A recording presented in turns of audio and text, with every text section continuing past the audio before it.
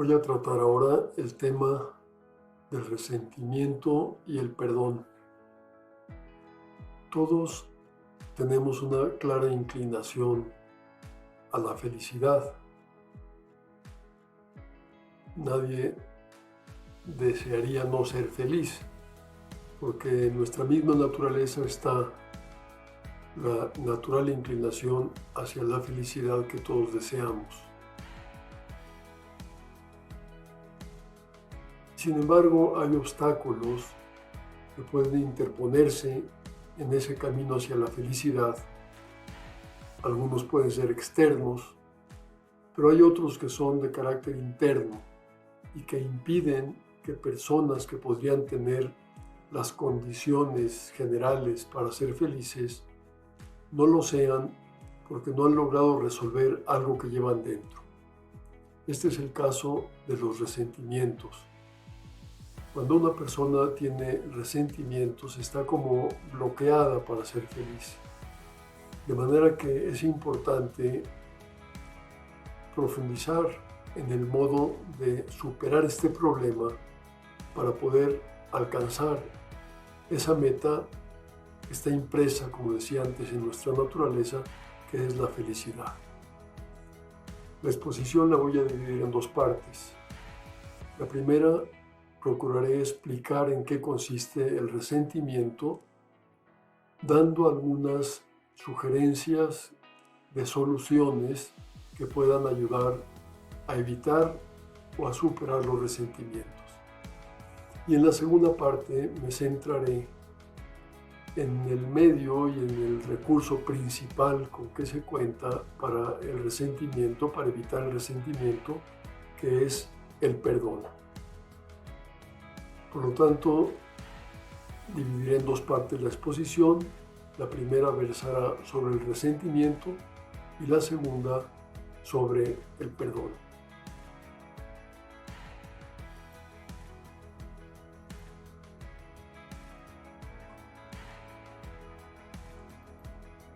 El resentimiento, como decía hace un momento, es un gran obstáculo para la felicidad. Max Scherer lo definía como autointoxicación psíquica. Es decir, que a diferencia de lo que ordinariamente piensa la persona resentida, que la causa del resentimiento está fuera de ella, el proceso consiste precisamente en que el propio sujeto se autointoxica, se autoenvenena. Y este punto es importante tenerlo presente para enfrentar esta situación del resentimiento. Se puede decir que el resentimiento es una reacción a un estímulo negativo que se presenta en forma de ofensa o agresión.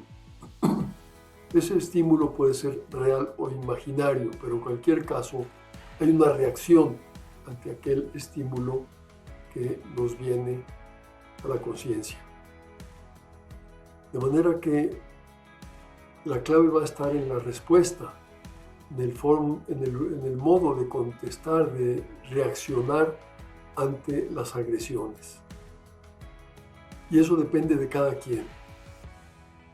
Por eso se puede hablar de autointoxicación psíquica, porque si depende de mí, pues yo seré el causante de mis propios resentimientos de manera inmediata. Decía Covey, si perseguimos a la víbora venenosa que nos ha mordido, lo único que conseguiremos será provocar que el veneno se extienda por todo nuestro cuerpo. La reacción inteligente en estos casos consistirá en acudir al centro de salud más próximo para que nos extraigan el veneno y que no se quede dentro, porque esa va a ser la causa del resentimiento, que el veneno se quede dentro. Hay que entender que el resentimiento tiene una estructura emocional, es decir, se trata de una emoción, de un sentimiento. No es una cuestión intelectual prioritariamente, sino que está en el mundo afectivo, en el mundo de los sentimientos. Estar resentido consiste en sentirse herido u ofendido. No tanto considerarse, sino sentirse emocionalmente herido u ofendido. Y cuando se tiene un resentimiento, aquella emoción que se experimentó cuando se recibió la ofensa vuelve a presentarse. Por eso es que resentir significa volver a sentir, volver a experimentar el mismo sentimiento que se experimentó cuando la ofensa vino por primera vez. Ante esta situación, es importante hacer uso de nuestra inteligencia, porque en ocasiones ocurre que hay agresiones u ofensas, por ejemplo, que no son reales, pero que nuestra imaginación nos ha llevado a pensar que lo son. Si con la inteligencia reflexionamos sobre lo ocurrido y descubrimos que aquello no fue real, automáticamente estamos resolviendo el problema del resentimiento, no nos vamos a resentir. Lo mismo si descubrimos que en el ofensor se presentaron algunos atenuantes que quitan importancia o peso a la ofensa recibida. Por ejemplo, estaba muy estresado cuando reaccionó de aquella manera y me ofendió. Entiendo que ese estado de ánimo lo llevó a actuar de esa forma y el comprenderlo le quita peso a la ofensa. O también puede ocurrir que quien me ofendió no tenía la intención de hacerlo. Cuando yo profundizo en la forma en que procedió, me doy cuenta de que no pretendía ofenderme. Y este atenuante hará, por lo tanto, que le quite yo peso e importancia a la ofensa. Por lo tanto, la inteligencia nos puede servir para reflexionar sobre las cosas, sobre las ofensas recibidas, para descubrir también atenuantes que en muchas ocasiones nos ahorrarán poner otros medios para evitar los resentimientos. Además de la inteligencia, contamos con nuestra voluntad, que también puede jugar un papel importante para evitar o resolver los resentimientos. Alguien decía, nadie puede herirte sin tu consentimiento. Es decir, que se puede recibir una ofensa, sentir la herida, pero no permitir que aquello se quede dentro. Eso es consentir aquello, sino expulsarlo. Decía Gregorio Marañón, el hombre fuerte expulsa como un cuerpo extraño el agravio de su conciencia. No se trata tanto de hacernos insensibles, como de aprender a evitar que las ofensas o las heridas se queden dentro de nosotros. Y para eso se requiere una voluntad firme, una voluntad fuerte que expulse el veneno fuera de nosotros. Hay diversas formas de reaccionar, a veces depende del modo de ser de la persona, en las cuales se puede expresar un modo de resentirse. Uno de ellos es lo que en México llamamos sentirse, un verbo que hace referencia a esa reacción de la persona que recibe una ofensa, un agravio, y se retrae, se aleja de quien lo ofendió, quizás silenciosamente, pero guarda su distancia, no le dirige la palabra, etc. Peñalosa explica que es un modo muy mexicano de reaccionar. Lo dice de esta manera, que sentirse es verbo que registra más el alma mexicana que la gramática española. Creo que es cierto esto que Peñalosa afirma y quizá con cierta frecuencia lo podemos constatar. Otra forma de reaccionar es cuando se recibe la ofensa y entonces la persona se lamenta, es decir, se convierte como en víctima y se autocompadece. El caso del hermano mayor en la parábola del hijo pródigo, que cuando llega a casa y se encuentra que hay una celebración, que hay una fiesta organizada por el padre que ha recuperado al hijo pródigo, al hijo que se había portado mal, que se había alejado de la casa paterna, había derrochado la herencia con malas mujeres, etc. El mayor, que se consideraba bueno, no sintoniza con aquella forma de proceder del padre que está contento, que está feliz porque el hijo que se había perdido ha regresado a la casa paterna. Y entonces el hermano mayor se resiente, reclama porque le parece que es injusto ese modo de proceder de su padre. Y le dice, yo nunca te he fallado, siempre me he portado bien y sin embargo nunca me has dado ni siquiera un cabrito para celebrar con mis amigos.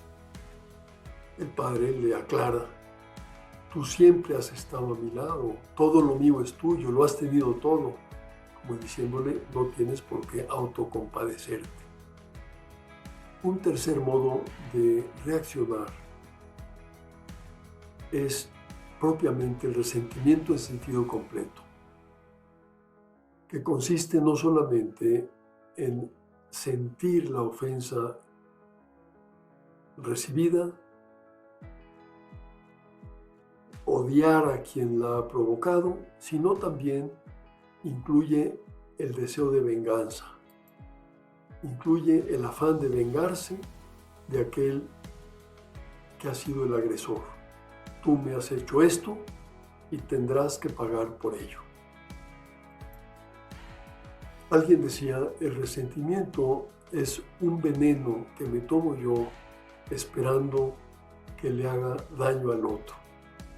Creo que es un modo muy cierto de expresar el fenómeno, el proceso del resentimiento. Cuando una persona está resentida, cree que con su resentimiento está, pues de algún modo, dañando al otro que lo ofendió y el otro a lo mejor ni siquiera se ha enterado. Quien se está verdaderamente dañando a sí mismo es el que se ha resentido. Un elemento, un factor que influye mucho en los resentimientos es el egocentrismo. La persona egocéntrica que vive centrada en su yo, en su ego, es muy vulnerable. Las ofensas que pueda recibir, aunque sean pequeñas, le afectan mucho. ¿Por qué? Porque está concentrada esa persona en sí misma. Podríamos incluso decir que este egocentrismo es como el principal aliado del resentimiento. Hace muy vulnerable a la persona y por eso San José María decía que solo quien se olvida de sí, este es el verdadero remedio, olvidarse de sí mismo, solo quien se olvida de sí puede ser dichoso en la tierra con una felicidad que es preparación y anticipo del cielo. Otro recurso muy eficaz para neutralizar los resentimientos, para evitarlos, es la gratitud. La gratitud que es pues un gran antídoto del resentimiento y que consiste en reconocer los dones recibidos y agradecerlos. dar las gracias por aquello que es un regalo, y las personas que tienen esta inclinación al agradecimiento están muy bien armadas para evitar los resentimientos. Las conclusiones, pues, de esta primera parte serían las siguientes. Utilizar bien, para evitar los resentimientos, la inteligencia, descubriendo atenuantes, reflexionando para puntualizar y determinar si realmente ha habido una ofensa real o no. Tener una voluntad firme, fuerte, para no permitir que el veneno, la herida, se quede dentro de uno. La humildad de olvidarse uno de sí mismo frente al peligro del egocentrismo, el olvido propio, que es humildad. Y finalmente, fomentar la gratitud, esa capacidad de reconocer los dones recibidos y agradecerlos. Sin embargo, puede ocurrir que, a pesar de estos recursos, haya habido una ofensa real, importante, y no sean suficientes. Y esto es verdad. Y haya que recurrir a la solución más importante y más de fondo, que es, como veremos, el perdón. Qué importante es entender en qué consiste el perdón para poderlo vivir. En el Antiguo Testamento prevalecía una ley que decía ojo por ojo, diente por diente. Quería decir que si alguien me hacía algo, yo tenía el derecho de hacer lo mismo, ojo por ojo, diente por diente. Era una ley que había dictado Dios mismo, porque antes de esta ley no era ojo por ojo ni diente por diente, sino la relación era mucho más desproporcionada. Fue, por lo tanto, un paso en el avance hacia la solución que vendría a ofrecer Jesucristo de manera definitiva. Esa ley era la ley del talión, ojo por ojo, diente por diente. Jesucristo introduce un planteamiento totalmente novedoso, que rebasa por mucho este planteamiento de la ley del talión, y que solamente se va a entender desde la misericordia, podríamos decir, no desde la estricta justicia, sino desde la misericordia que va más allá. En concreto, Jesucristo dijo, han oído que se dijo, ama a tu prójimo y odia a tu enemigo.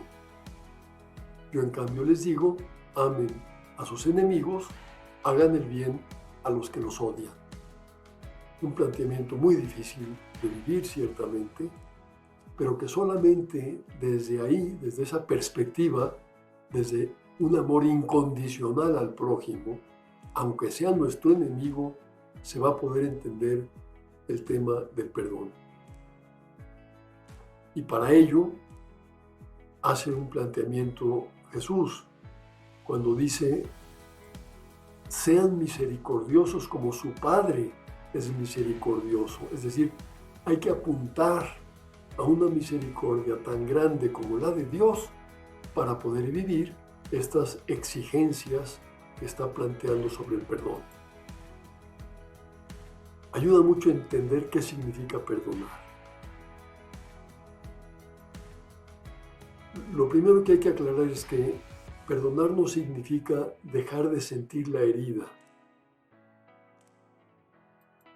El perdón no es un sentimiento, no es una simple emoción como sí lo es el resentimiento, sino que es un acto de la voluntad.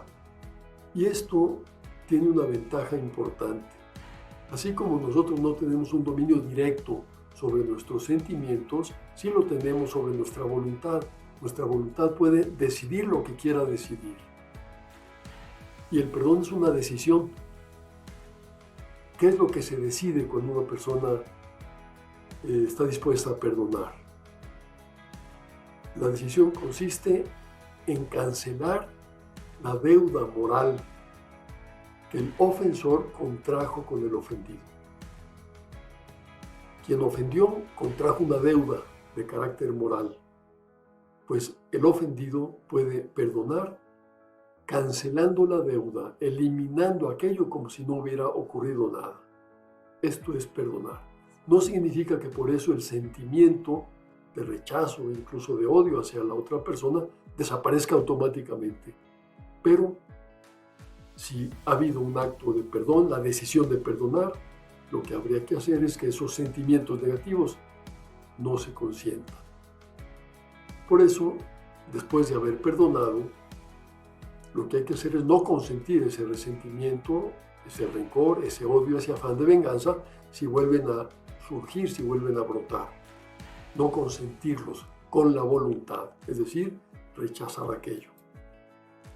Y también tratar de modificar los sentimientos negativos, lo cual no va a ser automático, sino que llevará un proceso. El Catecismo de la Iglesia Católica da 2 remedios. Uno de ellos es cambiar la herida en compasión, es decir, fomentar en nosotros, aprovechando la herida que se tiene por la ofensa, un sentimiento de compasión a la persona que nos ha ofendido, porque a fin de cuentas ella ha salido perdiendo ordinariamente. Ella se ha hecho daño al ofender. Y si se genera en nosotros un sentimiento de compasión, entonces irá cambiando la emoción negativa. Y la otra sugerencia, transformar la ofensa en intercesión, que significa rezar por la persona que ha ofendido.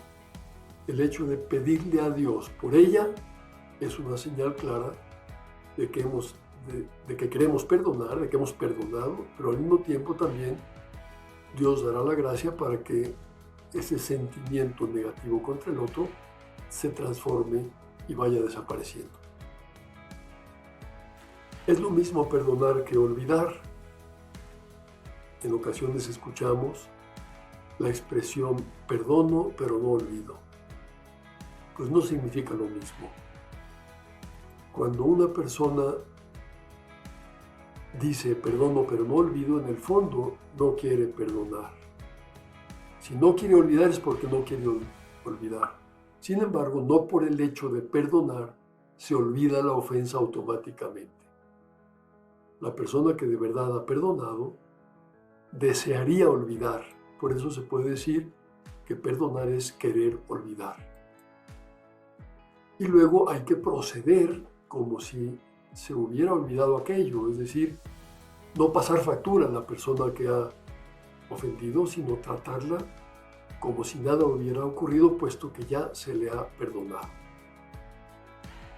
Podemos preguntarnos, bueno, pero ¿por qué hay que perdonar? Pues la primera respuesta es bastante obvia, porque el resentimiento quita la paz, quita la felicidad. Y cuando se perdona, se recobra esa felicidad y esa paz interior, lo cual es un beneficio muy grande. También es una condición para ser perdonados por Dios. Jesucristo lo dijo, si perdonan a los hombres sus ofensas, también los perdonará su Padre Celestial. Es decir, que nos ha puesto como condición perdonar a los demás para nosotros ser perdonados. Otra respuesta a la pregunta de por qué perdonar es porque Jesucristo lo enseñó. Recordamos cómo lo dice en el Padre Nuestro, como también nosotros perdonamos a los que nos ofenden. Y cuando Pedro le pregunta cuántas veces hay que perdonar al ofensor, si hasta 7 veces, Jesús le dice, no, hasta 70 veces 7, que es como decirle siempre. La enseñanza de Jesús es pues muy clara, pero además Él practicó el perdón en muchísimas ocasiones. Por ejemplo, cuando aquella mujer pecadora está siendo acusada y la quieren lapidar, Jesús sale en su defensa porque la ve arrepentida y la defiende de sus agresores. Hay en él como una inclinación muy marcada a perdonar habitualmente. También a Pedro le había advertido: me vas a negar en el momento de la pasión, y Pedro había dicho que no, que él jamás lo negaría. Lo negó, y sin embargo Pedro se arrepiente y Jesús lo perdona, pero no solamente lo perdona, sino que le vuelve a dar toda la confianza y lo pone, a pesar de su debilidad y de su error, al frente de la iglesia. Un perdón, por lo tanto, que incluye volver a dar la confianza al otro que ciertamente está arrepentido. Y lo que es impresionante es cuando Jesús está en la cruz siendo martirizado y tiene fuerzas para dirigirse a Dios Padre diciéndole: perdónalos porque no saben lo que hacen. Podríamos preguntarnos: ¿hasta dónde perdonar? Pues el Catecismo de la Iglesia responde a esta pregunta diciendo: no hay límite ni medida en este perdón esencialmente divino. ¿Qué significa esencialmente divino? Que hay muchas ocasiones en que el perdón no es posible realizarlo con las solas fuerzas humanas, que es necesario acudir a Dios para encontrar ahí la gracia y la fuerza de perdonar lo que por nuestras propias capacidades seríamos incapaces de perdonar.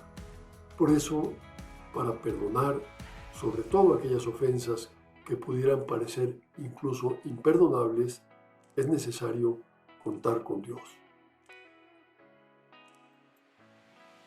Bien, pues creo que con esto quedan cubiertos los temas: el resentimiento como un veneno muy dañino para la felicidad y el perdón como la solución más importante para resolver los resentimientos. Me permito remitirlos a ustedes a un libro que tengo publicado que se llama Del resentimiento al perdón, una puerta a la felicidad, en Editorial Panorama. También este libro está publicado en versión digital en Amazon y en audiolibro en Storytel.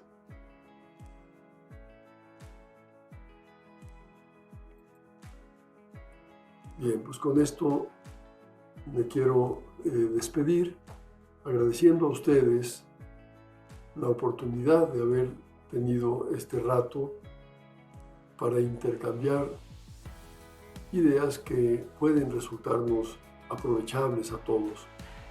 Un problema que es frecuente, el problema del resentimiento, un problema que se resuelve de fondo con un medio que no es fácil poner en práctica, pero que es necesario: el perdón.